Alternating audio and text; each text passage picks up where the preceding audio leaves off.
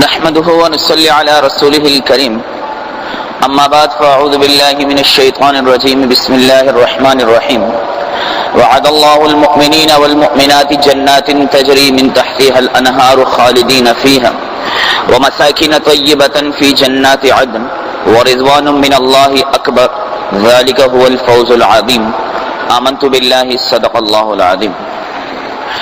میرے قابل صد احترام محترم عزیز و دوستو بزرگ، اس دنیا میں جتنے بھی انسان ہیں وہ تمام کے تمام انسان کسی نہ کسی کو راضی کرنے کے چکر میں لگے ہوئے ہیں۔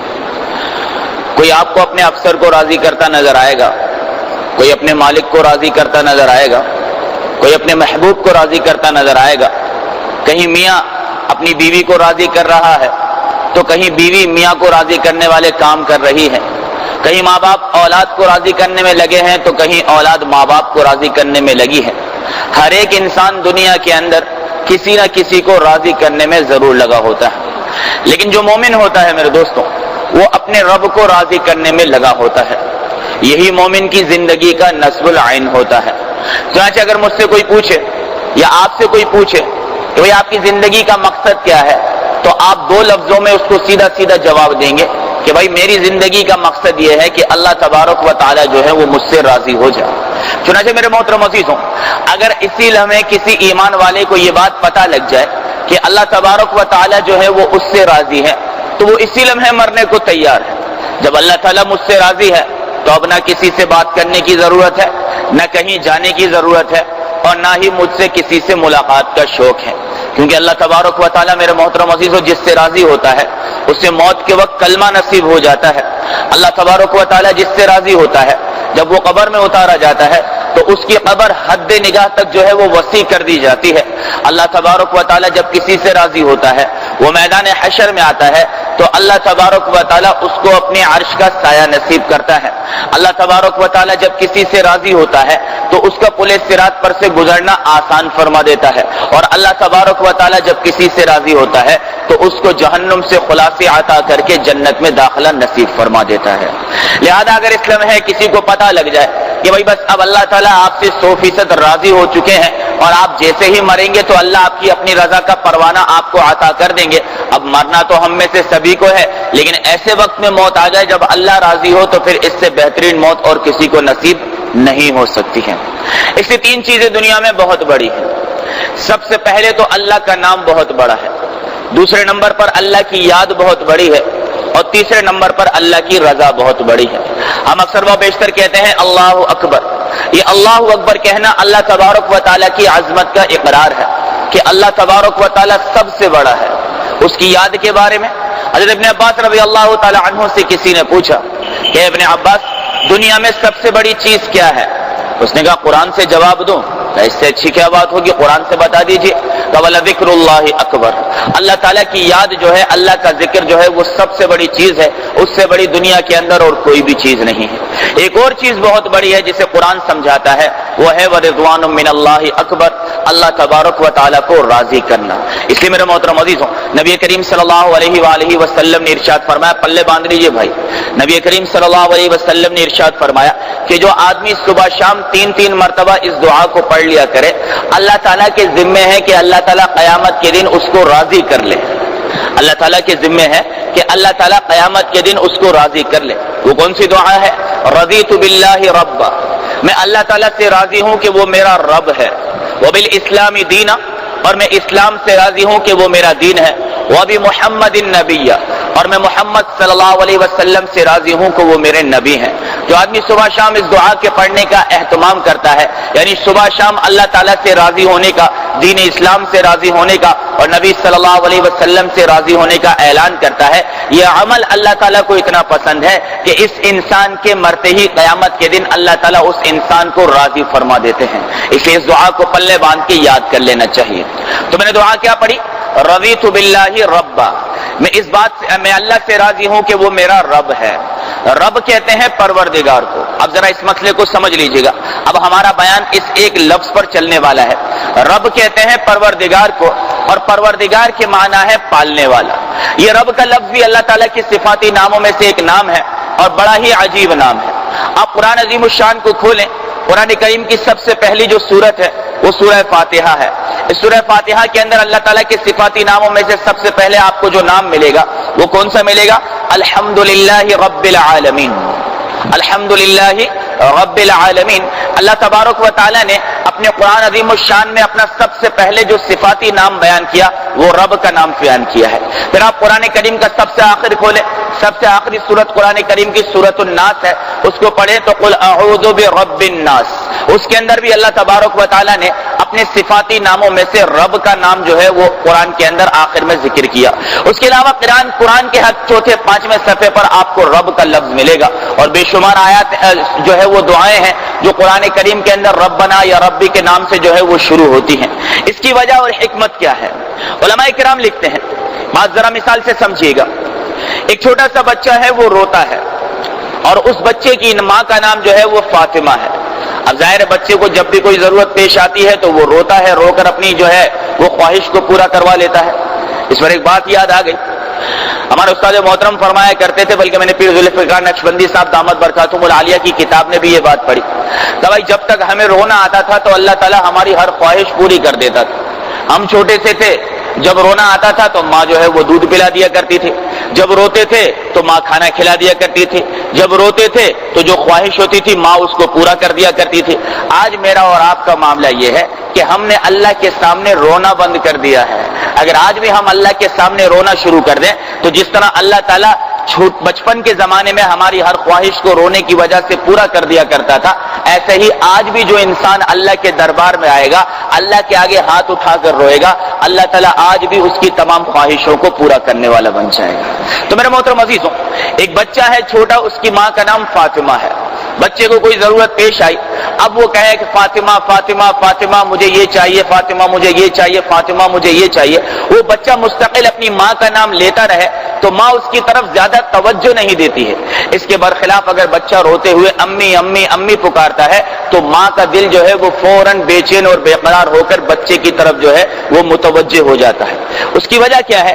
اس کی وجہ یہ ہے کہ یہ جو امی کا لفظ ہے، یہ جو ماں کا لفظ ہے، اس میں بچے اور ماں کے درمیان ایک خاص تعلق کی طرف اشارہ ہے. بالکل یہی مثال اللہ تبارک و تعالیٰ کی ذات کی ہے. ویسے تو اللہ تبارک و تعالیٰ سب کی سنتا ہے اور ہر حال میں سنتا ہے. کوئی آدمی یا رزاق کہہ کر پکارے اللہ تعالیٰ اسے بھی عطا کرتا ہے. کوئی آدمی یا مالک الملک کہہ کر پکارے اللہ تعالیٰ اسے بھی عطا کرتا ہے. کوئی یا ذوالجلال والاکرام کہہ کر پکارے اللہ تعالیٰ اسے بھی عطا کرتا ہے. خود اللہ نے قرآن میں فرمایا قل ادعوا اللہ او ادعوا الرحمن، تو مجھے اللہ کہہ کر پکارے یا رحمان کہہ کر پکارے، ایما تدعو، جس نام سے بھی تو مجھے پکارے گا، فلہ الاسماء الحسنى، میں تجھے ہر نام کے ساتھ جواب دینے والا بنوں گا.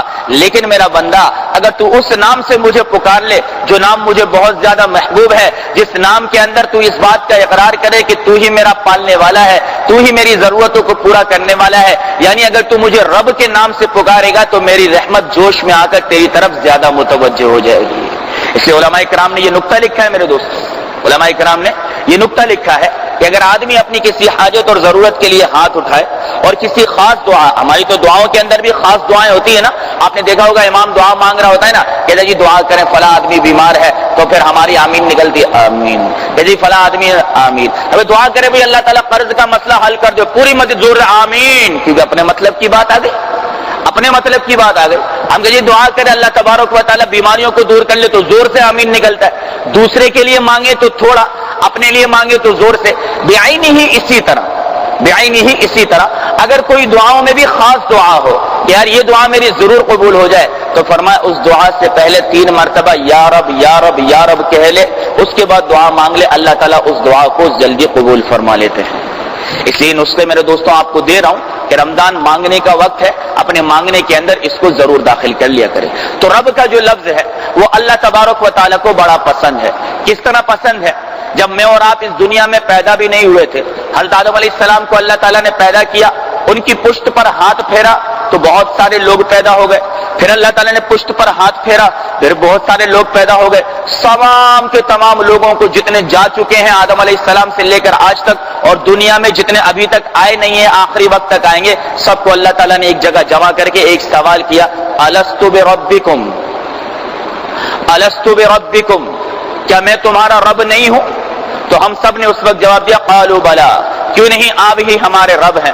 تو عالم ارواح کے اندر اللہ تعالیٰ نے اپنا تعارف اپنے جس نام کے ساتھ کروایا، یہ نہیں کہا کہ میں اللہ نہیں ہوں، کیا میں رحمان نہیں ہوں، کیا میں رحیم نہیں ہوں، بلکہ فرمایا الستو بربکم، کیا میں تمہارا رب نہیں ہوں۔ تو جب ہم پیدا نہیں ہوئے تھے تب بھی اللہ تبارک و تعالیٰ نے اپنے ناموں میں سے جس نام کا انتخاب فرمایا وہ رب کا نام ہے۔ انسان دنیا کے اندر آیا، اپنی ذات پر محنت کی، مجھے اللہ پالتا ہے، مجھے اللہ کھلاتا ہے، میری ضروریات کو اللہ پورا کرتا ہے، کرتے کرتے کرتے دنیا سے گیا، قبر میں اترا، فرشتے قبر کے اندر آئے، سب سے پہلے سوال کیا من ربک، تیرا رب کون ہے؟ یہ نہیں پوچھا تیرا رحمان کون ہے، رحیم کون ہے، تیرا مالک کون ہے، تیرا رازق کون ہے، تیرا خالق کون ہے، نہ، تیرا رب کون ہے۔ تو جس سوال کو ساری زندگی ہم نے یاد کیا، قبر میں سب سے پہلے اسی نام سے اللہ تعالیٰ کا تعارف پوچھا گیا۔ اب قبر سے نکلنے کے بعد یہ آدمی میدان حشر کے اندر جائے گا تو اللہ کا قرآن کہتا ہے یوم یقوم الناس لرب العالمین، میدان حشر کے اندر بھی اللہ تعالیٰ نے اپنی ذات کا جب تعارف کروایا تو رب کے لفظ کو جو ہے اللہ تعالیٰ نے منتخب فرمایا۔ اس کے بعد میدان حشر کے بعد یہ آدمی پل صراط پر سے گزرے گا تو وَإِن مِّنكُمْ إِلَّا وَارِدُهَا كَانَ عَلَى رَبِّكَ حَتْمًا مَّقْضِيًّا، پل صراط پر سے گزرتے ہوئے بھی اللہ تبارک و تعالیٰ نے جس نام کا تعارف کروایا وہ رب کا نام ہے، وہ رب ہی کے نام سے اللہ تعالیٰ نے اپنا تعارف کروایا۔ پل صراط پر سے گزرنے کے بعد یہ آدمی جنت کے اندر داخل ہوگا تو وَسِيقَ الَّذِينَ اتَّقَوْا رَبَّهُمْ إِلَى الْجَنَّةِ زُمَرًا، فرمایا کہ اللہ تبارک و تعالیٰ نے جنت میں جاتے ہوئے جس کی طرف سے دعوت دی تو وہاں بھی اللہ تعالیٰ نے یہ نہیں فرمایا کہ رحمان کی طرف سے چلا جا، رحیم کی طرف سے چلا جانا، کہا اپنے رب کے فرمایا حکم سے گروہ کی شکل کے اندر جنت میں چلا جا۔ اب جب یہ جنت کے اندر داخل ہوا تو جنت کے اندر وآخر دعواہم ان الحمد للہ رب العالمین، جنت میں اس کا جو آخری کلام ہوگا اس آخری کلام کے اندر جو اللہ کا آخری نام لے گا وہ بھی رب ہی کا نام ہوگا۔ اور تو اور میرے دوستوں اور بزرگوں، اللہ تبارک و تعالیٰ جب جنتیوں کو سلام بھیجے گا تو یہ نہیں کہے گا کہ وارث کی طرف سے سلام لے لو، رشید کی طرف سے سلام لے لو، صبور کی طرف سے سلام لے لو، واحد احد ماجد امجد کی طرف سے سلام لے لو، نہ، بلکہ اللہ کا قرآن کہتا ہے کہ جب جنتیوں کو سلام آئے گا تو اللہ کہے گا سلام قولا من رب الرحیم، اپنے رب رحیم کی طرف سے سلام لے لو۔ تو رحیم کا لفظ بعد میں اللہ لائے، پہلے رب کا نام لا کر اللہ تعالیٰ نے رب کے لفظ کا تعارف کروا دیا۔ اس لیے میرے محترم عزیزو دوستو اور بزرگوں، انسان اس دنیا میں آنے کے بعد اس ایک لفظ پر محنت کرتا ہے، وہ یہ کہ اللہ تعالیٰ میرا رب کی کیا معنی ہے؟ پروردگار کے معنی ہے پالنے والے کے، کہ اللہ تعالیٰ میرا رب ہے، اللہ تعالیٰ میرا پروردگار ہے، وہ مجھے پالنے والا ہے اور اس دنیا میں رہتے ہوئے مجھے اسی کو راضی کر کے جانا ہے۔ لیکن ہمارا معاملہ تھوڑا سا جدا ہو جاتا ہے، ہمارے یہاں دنیا میں آنے کے بعد انسان جو ہے وہ اللہ کی رضا کو چھوڑ دیتا ہے۔ دیکھیں ہمارے گھروں کے اندر شادی ہوتی ہے تو اب نظر گھومتی ہے، یار ماموں ناراض ہیں جا کر منا لو، چچا ناراض ہیں جا کر منا لو، خالو ناراض ہیں جا کر منا لو، خالہ ہے چاچی ہے ناراض ہیں جا کر منا لو، اور تو اور یار یہ 20-25 سال سے ہمارے گھر کے اندر جو ہے صفائی کرنے والی ہے، یہ بھی کسی بات پہ ناراض ہو کر چلی گئی ہے، اسے بھی جا کر منا ہی لیا جائے۔ میرے محترم عزیزو، جتنے بھی ناراض ہوتے ہیں ہم اپنی خوشیوں میں سب کو منانے کی کوشش کرتے ہیں، لیکن جس نے ہمیں خوشیاں دی ہیں اس کو منانے کی کہیں بھی فکر نہیں کی جاتی ہے۔ جبکہ معاملہ یہ ہے کہ آپ جتنی چاہے کوشش کر لیں، مخلوق کو آپ کبھی بھی راضی نہیں کر سکتے ہیں، مخلوق کو آپ کبھی بھی راضی نہیں کر سکتے ہیں۔ اس لیے ایک بڑا پیارا قصہ مشہور ہے، یہ دیکھیں کہ ایک راستے سے کہیں سے ایک باپ بیٹا اور ایک گدھا جو ہے وہ گزر رہا تھا۔ ان کا ایک گدھا تھا، باپ بیٹے دونوں ساتھ تھے، گرمی کا زمانہ تھا، باپ بھی گدھے پر سوار ہو گیا، بیٹا بھی گدھے پر سوار ہو گیا۔ اب دونوں گدھے پہ سوار ہو گئے، جا رہے، چلتے چلتے راستے میں ایک شخص ملا، اس نے کہا یار بڑے ظالم آدمی ہو، جانوروں کے بھی کچھ حقوق ہوتے ہیں، تھوڑا خیال کرو، اتنی سخت گرمی ہے، ایک گدھا ہے، 2 آدمی اس پر سوار ہو گئے۔ باپ نے کہا یار بات تو سمجھ میں آنے والی ہے۔ باپ نے کہا چل ٹھیک ہے یار، گرمی بہت ہے، میرا بچہ چھوٹا ہے، بچے کو گدھے پر بیٹھا دیا، باپ گدھے کی لگام پکڑ کے چلنے لگا۔ چلتے چلتے تھوڑا آگے گیا، ایک دوسرا شخص ملا، اس نے بیٹے سے کہا کہ تو بڑا بدتمیز بچہ ہے یار، اتنی سخت گرمی ہے اور بوڑھے باپ کو جو ہے وہ پیدل چلا رہا ہے، تجھے چاہیے کہ تو اپنی لگام پکڑے، با ادب بچہ بن اور باپ کو گدھے پہ سوار کر کے اس کو آسانی سے سفر کروا۔ بیٹے نے کہا ابا جان بات بالکل درست کی ہے، آپ گدھے پر سوار ہوں، میں گدھے کی لگام پکڑ کے آگے چلوں گا۔ اب یہ باپ بیٹے بیچارے تھوڑے آگے، ایک تیسرا ملا، کہنے لگا یار بڑا ظالم باپ ہے، اتنی گرمی ہو گئی ہے، چھوٹے سے بچے کو پیدل چلا رہا ہے اور خود ڈنگر کا ڈنگر گدھے کے اوپر بیٹھا ہوا ہے، اور تو نیچے اتر اپنے بچے کو گدھے پہ سوار کر۔ اب یہ باپ بیٹے پریشان ہوئے کہ یار یہ تو کسی معاملے میں راضی نہیں ہے، تو ایسا کرتے ہیں نہ تو بیٹھ نہ میں بیٹھوں، ہم دونوں پیدل چلتے ہیں اور گدھے کو ایسے ہی لے کر چلتے ہیں، اس پر بوجھ نہیں ڈالتے۔ اب گدھا خالی چل رہا ہے، یہ دونوں چل رہے ہیں۔ آگے چلتے ہوئے ایک شخص نے کہا یار عجیب گدھے آدمی ہو، اتنی گرمی ہے، دونوں گدھے پر سوار ہو جاؤ، پیدل چل رہے ہو، ضرورت کیا ہے پیدل چلنے کی جب اللہ نے سواری کا انتظام دیا ہے۔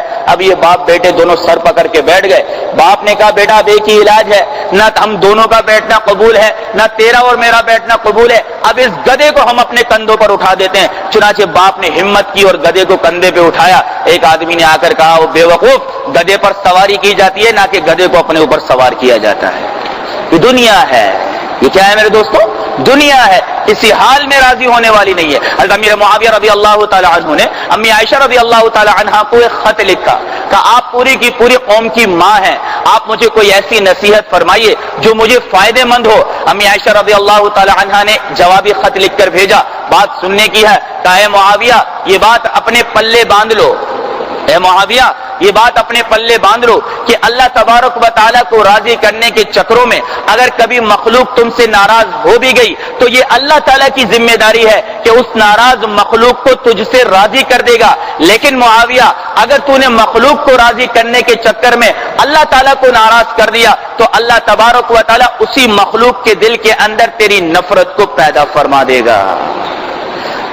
تو دنیا کے لوگ کبھی بھی راضی ہونے والے نہیں ہیں، اس لیے مسلمان کی زندگی کا نصب العین ایک ہی ہونا چاہیے کہ جب میں اس دنیا سے جاؤں تو میرا رب مجھ سے راضی ہو جائے، میرا رب مجھ سے راضی ہو جائے۔ ورنہ دنیا کا معاملہ تو اس بچے کے جیسا ہے، ایک بادشاہ تھا، اس کو اپنے وزیر سے بڑی محبت تھی۔ ایک دن جو ہے وزیر کا انتقال ہو گیا، اس وزیر کا ایک ہی بیٹا تھا، بادشاہ کی اپنی بھی کوئی اولاد نہیں تھی، چنانچہ بادشاہ اکثر اس بچے کو بلاتا اور اپنے پاس کھلاتا پلاتا۔ ایک تو اس طرح سے قصہ مشہور ہے، دوسرا قصہ مشہور یہ ہے کہ ایک وزیر کے بیٹے سے بادشاہ کو بڑی محبت تھی، میں نے دونوں طرح سے کتاب کے اندر پڑھا ہے، اسے دونوں طریقے سے عرض کروں۔ ایک وزیر کے بیٹے سے بادشاہ کو بڑی محبت تھی، بادشاہ کہتا تھا یار میری اولاد نہیں ہے تو اس کو لے آیا کر، کبھی یہ میرے ساتھ کھیل لیا۔ کہا حضرت بڑا ضدی آدمی ہے، بڑا ہی ضدی ہے، کسی بات میں نہیں سمجھتا۔ کہا نانا تو لے آیا کر، ہم بادشاہ ہے جو مانگے گا دے دیا کریں گے۔ کہا اچھا ٹھیک ہے کوئی مسئلہ ہی نہیں ہے، میرا بچہ ہے میں جانتا ہوں کیسا ہے۔ چنانچہ لے آئے بھائی۔ اب جیسے ہی وزیر بادشاہ کے پاس چھوڑ کر گیا، بادشاہ اپنے جو ہے وہ خوابگاہ میں بیٹھا تھا، بچہ کھیل رہا تھا، بادشاہ دیکھ رہا تھا، بچے نے رونا شروع کر دیا۔ بادشاہ نے کہا بھائی کیا چاہیے؟ کہا ہاتھی چاہیے۔ ابھی لے لے، ہاتھی کیا چیز ہے یار؟ کہا ہاتھی کو بلاؤ بھائی۔ اب بادشاہ جو ہے ہاتھی کو بلا لیا اور ہاتھی محل کے اندر آ گیا۔ اب بچہ ہاتھی سے کھیلنے لگا، تھوڑی دیر میں پھر رونے لگا۔ کہا اب کیا چاہیے؟ کہنے لگا مجھے سوئی چاہیے۔ تو بادشاہ نے کہا سوئی مانگیے، کچھ اور مانگ لیتا ہے یار، سوئی لے آؤ بھائی۔ سوئی لے آ کر بچے کو دے دی۔ اب بچہ سوئی کو ہاتھ میں لے کر کبھی ہاتھی کی دم پہ لگاتا، کبھی اس کی سونڈ پہ لگاتا، کبھی پیٹ پہ لگاتا، کبھی پیر پہ لگاتا۔ تھوڑی دیر گزری نہیں پھر رونا شروع کر دیا۔ تو بادشاہ نے کہا اب کیا ہوا؟ کہا یہ سوئی کا جو نکا ہے اس میں سے ہاتھی کو گزارنا ہے۔ ہاتھی اس میں سے گزر کیوں نہیں رہا ہے؟ اس میں سے ہاتھی کو گزارو ورنہ میں خاموش نہیں ہوں گا۔ اور بادشاہ نے کہا معاف کر میرے کو، اور وزیر کو کہا تو بھی مجھے معاف کر، لے جا، اس کی خواہشات پورا کرنا، اس کو راضی کرنا میرے بس کی بات نہیں ہے۔ تو وہی یہ دنیا بچہ ہے، کبھی بھی اس کو راضی نہیں کر سکتے۔ اس لیے میرے محترم عزیزوں ہمیں یاد رکھیے گا، جب کبھی بھی ہمارے گھروں میں خوشی آئیں گی یا جب کبھی بھی ہمارے گھروں کے اندر غم آئیں گے تو دو باتیں سامنے آئیں گی۔ ایک طرف ہمارے خاندان کے لوگ ہیں، قوم برادری کے لوگ ہیں، ہمارے عزیز رشتہ دار ہیں، ان کی بنائے ہوئے بےہودہ اور بیکار قسم کے جو ہے رسم و رواج ہیں، ایک طرف اللہ تعالیٰ کا حکم ہے۔ آپ میرے بھائیوں تھوڑی سی ہمت کر کے اللہ کے حکم کو سامنے رکھ کر اپنی خوشیوں کو گزار لیجئے گا، اپنے غموں کو گزار لیجئے گا۔ یقین مانیے اللہ تعالیٰ کا وعدہ ہے، اپنی نبی کی زبانی کوئی ایک بھی آپ سے ناراض نہیں ہوگا۔ اور اگر آپ نے اپنی خوشیوں میں اللہ کی رضا کا خیال نہ کیا اور لوگوں کو راضی کرنے کے چکروں میں لگے رہے، یہ بھی اللہ تعالیٰ کا اپنے نبی کی زبانی وعدہ ہے کہ جتنے لوگوں کو تو نے میری وجہ سے راضی کیا ہے میں ان سب کے دل میں تیری نفرت کو پیدا کر دوں گا۔ تو آج کے بعد میری اور آپ کی زندگی کا ایک ہی مقصد ہونا چاہیے۔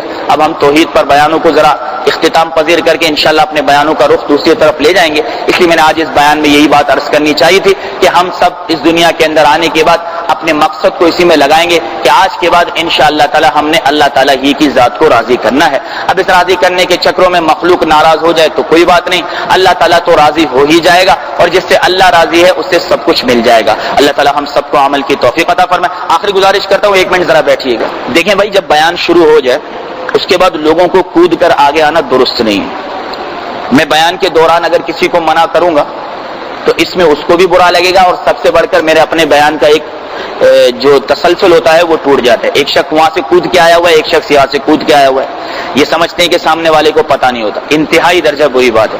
اگر یہاں ہمارے دوست بیٹھے ہوں تو انہوں نے مجھے کل یہ بات بتائی، میں ممبر رسول پر بیٹھ کے، کہ مولوی صاحب کل ہم عصر یا ظہر کی نماز میں بیٹھے تھے، ایک شخص جو ہے، یہ کل کی بات ہے، ایک شخص ایک آدمی کو کود کر آگے آیا، اسے اتنی زور سے لات لگی کہ اس نے صف میں بیٹھے ہوئے کودنے والے کو لعنت دے دی پیچھے سے، مسجد میں بیٹھ کے.